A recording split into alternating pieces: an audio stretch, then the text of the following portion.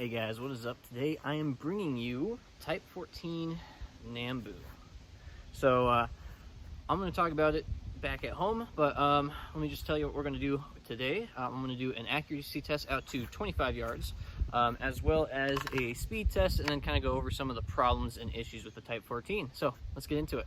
So the ammo today that we're going to be using is by Steinel. Their 8mm Nambu is 83 grains and 1040 FPS. Let's do a quick little manual of arms if you ever find yourself using a Type 14, which hopefully you don't. As much as I love this gun, it kind of sucks. Let's go tip to button how to actuate this firearm. So tip, you got a tall front sight post. You have a also reciprocating barrel because it's a short recoil operated gun. And I would do also a trigger demo for you today, but you can break your firing pin just by dry firing this gun. So don't do that, or at least don't do it frequently, or do it if you have a snap cap. Anyways, next on this side, we have the safety lever. We have safe on this side, and then fire, if you flip it 180 degrees, it is top ejecting, holds open on the last round as well, and it does not have a slide catch, bolt catch, whatever. I should also say, if you have the safety on, you cannot pull the bolt back, and the safety is honestly on. You have one magazine button right here. It is really hard to get into and grab all the way. Later models of the Nambu will also have this little latch right here. So your later model magazines will have this little cutout right here as a magazine retention spring. Earlier models do not have this hole and do not have the spring, and the mags drop free.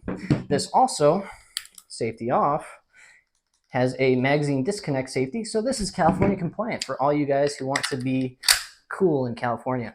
Next, we come back, we have some more markings right here just saying the type. We have your serial number right here, you have your rear sights, and then you have your cocking knob right here, and a lanyard. So pretty easy. This is not a Luger, but yeah, pretty cool. So anyways, it's going to be 5 shots at the 25, the right target. We're just going to see what the grouping is going to be like.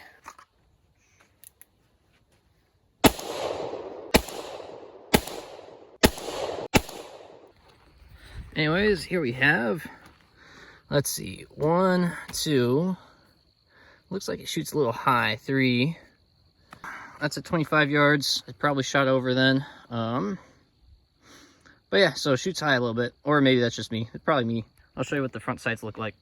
Anyways, I'll see if I can get this, but you can see that's what the front sights look like. It's like a reverse dovetail with a really tall stem, and sometimes that glare kind of makes it seem like the front sight post is shorter than it is. All right, so the last accuracy test at 25 yards didn't go too well because I don't know what this is sighted for, but it was shooting high. So I'm gonna do about, I don't know, 10, 15 feet away and just see what it is on that big target. We'll do 5 shots.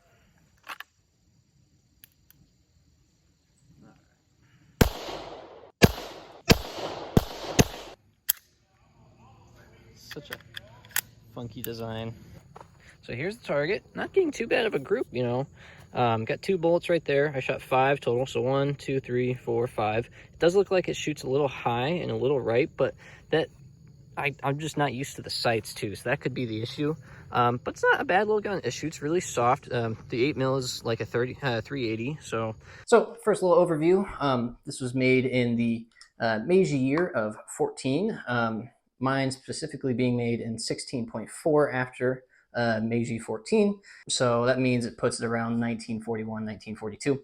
If I remember off the top of my head, these were made to replace the Papa Nambu, the Grandpa Nambu, and the Baby Nambu, and be cheaper and more reliable, and it failed at pretty much all of that except for being cheaper. So, and then it was replaced by the Type 94, which was cheaper, more reliable, and lighter, and kind of better in every way, besides the exposed trigger bar. But I don't have a Type 94 to go over that. So we'll go over this today. Now let's dispel some FUDisms. So some FUDisms.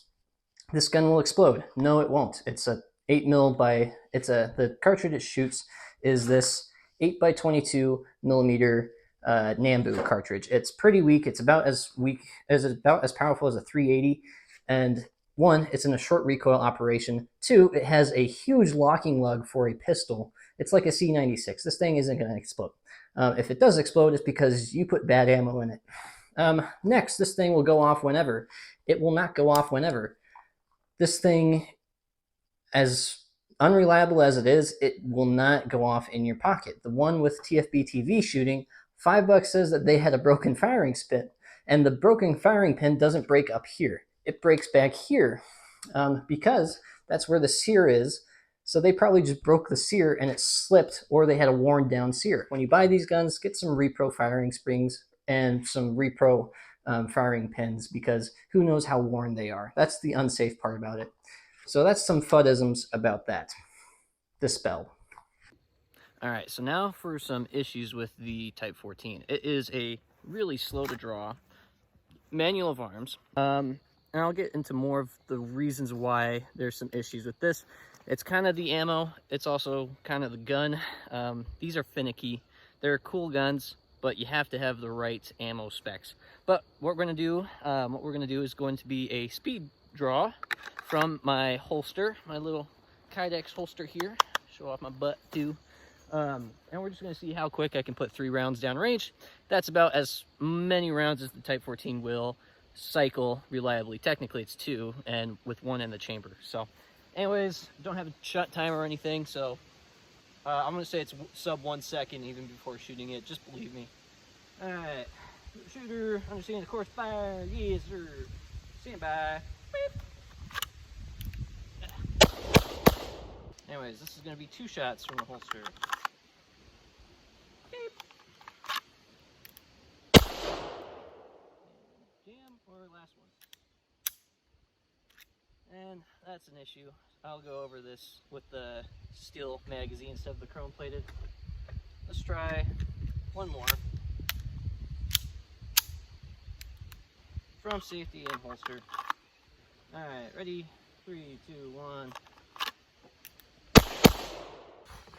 Anyways, you can see targets are a little sporadic, but I was kind of more point shooting than aiming down the sights.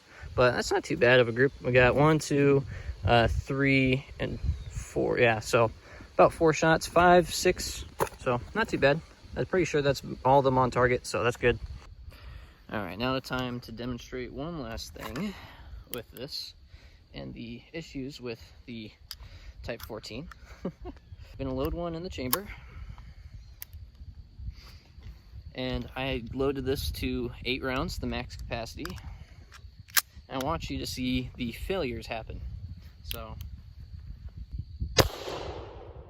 and jam. So if we look, you can see it gets caught.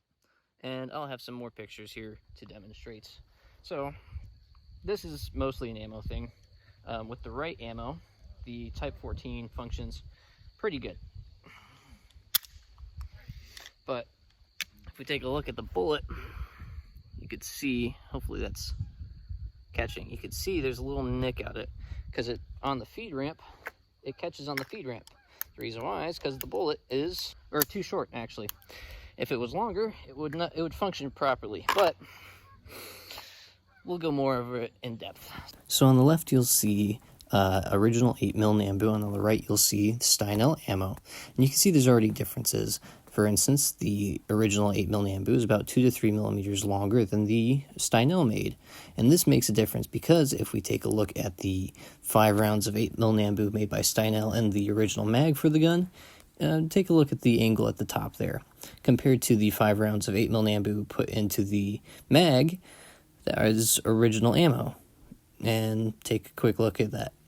You can see that the 8mm Nambu has a higher angle than the original. And here we have the blued mag, which was having issues to feed as well, because if you take a look at the case thicknesses of both the original and the modern produced, the original has about half the thickness of the modern produced ammo for the case thickness. And this makes a difference.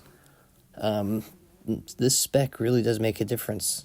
And here you can see where the modern ammo is getting caught up on the feed ramp and not feeding properly. And you can see it's consistent with all these different types of ammo being put in. Anyways, before I go over my final thoughts, let's go over some of the issues I have with the Type 14. So the Type 14, as I showed, the Steinel ammo, the new manufactured ammo, is too short. That causes the bullets, because the design, let me preface this, the design of the Type 14 to feed reliably depends heavily on the ammo used. The ammo has to be mil-spec and point up at a certain angle. That has to deal with the ammo being long enough to have the ammo above it point up at that angle. So the ammo below it acts as kind of like a pseudo feed ramp. So if the ammo is too short, then it won't feed well, which is what was happening with the Steinel ammo. However, with the original ammo, it works perfectly fine. It's just that these are about 30 bucks a round now, and I don't want to keep shooting stuff just to prove a point. I have a whole list and Reddit post about it that I'll link in the description below. So that's the issues. So it's part of the gun design, and it's also part of the ammo. So if you have any issues with that, it's either the springs, the design of the gun, or the ammo itself. So make sure you try to spec it to mil-spec, Japanese mil-spec ammo as best as you can. Anyways, some final thoughts on the gun. It's a fun gun. Another reason why I got this gun is because of COD World at War, just like my Type 99 and a bunch of guns behind me. Because it's a cool gun. I mean, it's just a vibe. I mean, you see it in James Bond movies and a bunch of other films and TV shows. It's just a cool gun. Everyone wants the Japanese Luger. And it's not a Luger. So many people in my comments say that on my shorts, but it's not. It's its own gun, own style of mechanism, and it's just a vibe. Would I take this into battle over 1911? No. I wouldn't take this into battle over anything besides maybe, I don't even think I would take it into battle over a high point. But anyways, if you enjoyed this content and you want to see more about just a bunch of different guns, my channel's open. You know, I'd rather have you just comment down below just whatever you saw and any thoughts that you have. So anyways, have a good rest of your day and make sure to stay hydrated. Yeah, I'm just inducing malfunction after malfunction.